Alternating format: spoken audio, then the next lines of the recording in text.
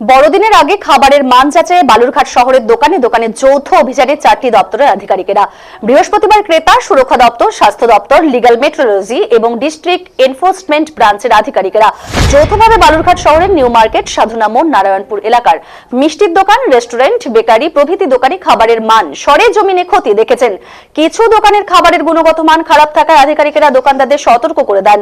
কয়েকটি দোকানে জরিমানা করেন বলেও খবর। পাশাপাশি তারা দেখেছেন বেশ কয়েকটি দোকানে ওজন মেশিন পুনর্নবীকরণ করা হয়নি, যে বিষয়েও আধিকারিকেরা সতর্ক করেন দোকানদারদের। অভিযানকারী দলের সদস্য দক্ষিণ দিনাজপুর জেলার ক্রেতা সুরক্ষা দপ্তরের ডেপুটি অ্যাসিস্ট্যান্ট ডিরেক্টর মনোজিৎ রাহা জানিয়েছেন, বছরে 2 থেকে 4 বার তারা এই ধরনের অভিযান চালান। তিনি এও জানিয়েছেন, এই ধরনের অভিযানের উদ্দেশ্যে একদিকে জনসচেতনতা বৃদ্ধি এবং অন্যদিকে দোকানদারদের সতর্ক করা হয়।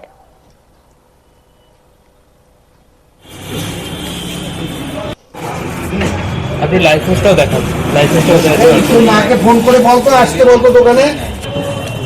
লোক খাবে আর কি অসুবিধা, বাড়ির লোককে খাওয়ান, এগুলো বাড়ির লোককে দিয়ে গিয়ে দিবেন দোকান থেকে এনে। উনি তো কিছুই বলতে পারছেন না, মালিক কোনটা, মালিককে ডাকুন এখানে। আমরা এই অভিযানটা প্রত্যেক 2বার 3বার 4বার করে চালাই, বিভিন্ন ইয়ে ধরে ব্লক ধরে সাবডিভিশন ধরে করি।